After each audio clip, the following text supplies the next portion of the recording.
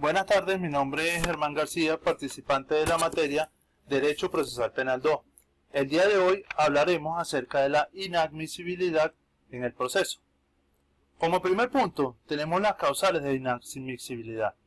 En el recurso de apelación, establecidas estas en el artículo 437 del Código Orgánico Procesal vigente.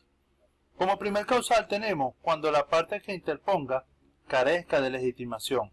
Para este caso utilizaremos un recurso de apelación realizado en fecha 25/4 del 2006 en la Corte de Apelaciones del Circuito Judicial del Estado Monagas, donde declaran inadmisible el presente recurso por carecer de legitimación, ya que el recurrente abogado no tiene ninguna cualidad ni como recurrente ni como defensa del ciudadano, quien es legitimado activamente para interponer el presunto recurso, pudiéndose revisar el mismo en la dirección web que se encuentra en el pie de página de la presente diapositiva.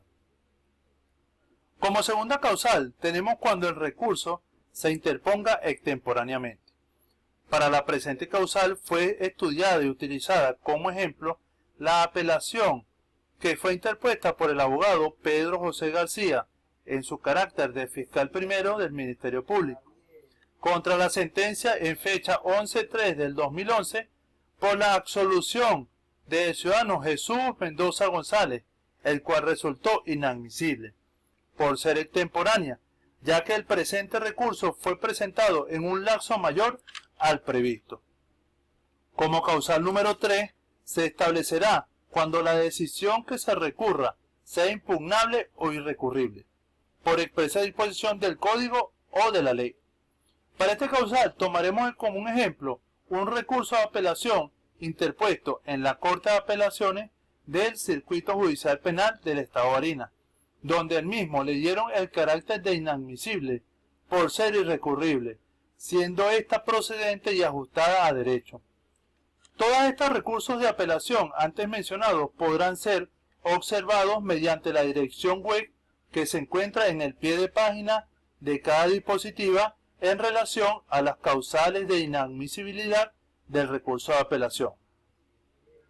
Por consiguiente, será objeto de estudio un modelo de recurso de apelación de auto de medida cautelar privativa de libertad, dictada en primera fase del proceso penal, donde mediante presente recurso se solicita al tribunal de primera instancia, el cual priva de libertad a un ciudadano en la fase preparatoria, atentando dicha medida contra los principios de derechos constitucionales, como lo es el derecho a ser juzgado en libertad.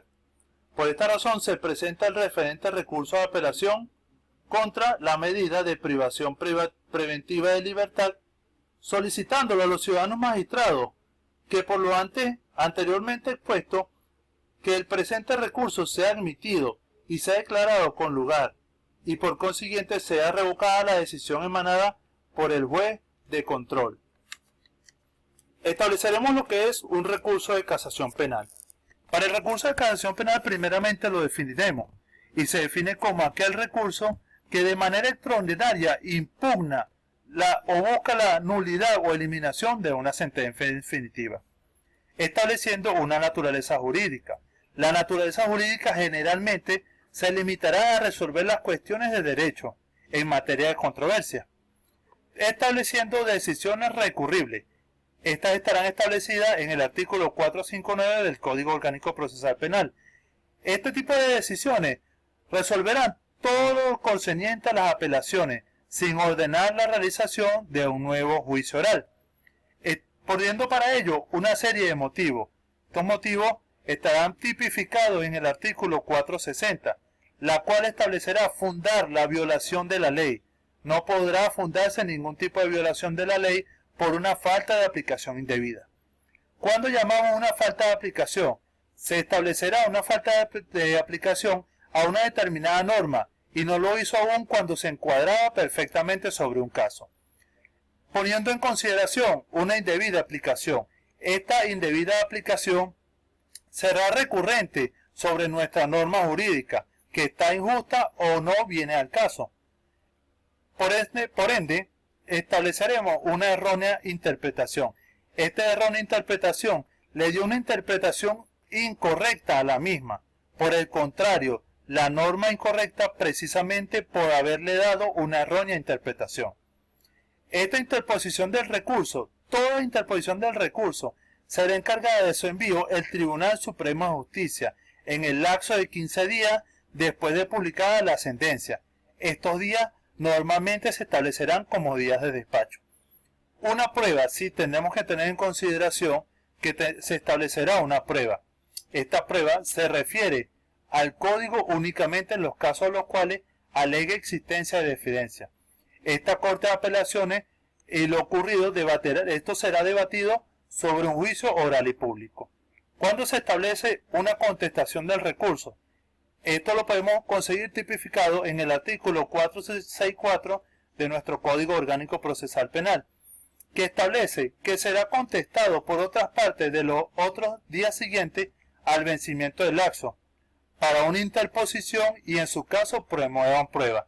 Todo proceso de contestación de recursos será establecido por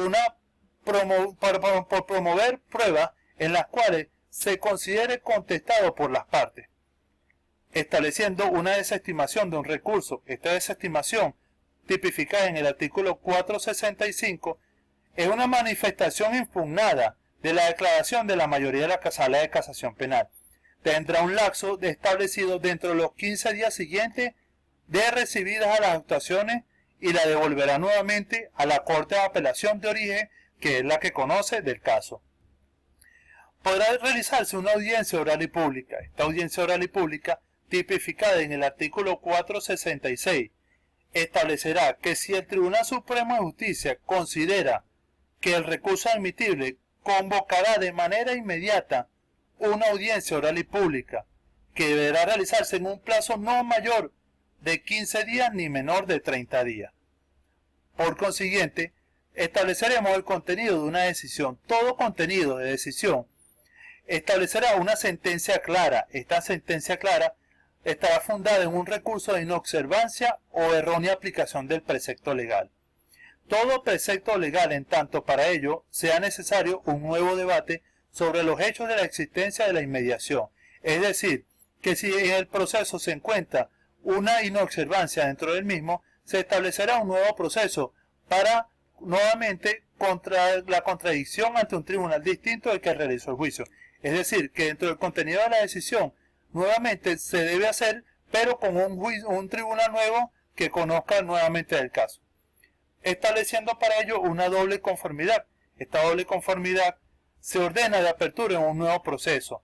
Normalmente toda orden de recurso de casación, si comienza un nuevo proceso, se ordenará para ello una sentencia en una primera instancia y obtendrá una sentencia absolutoria. En contra de esta no será admisible un recurso alguno.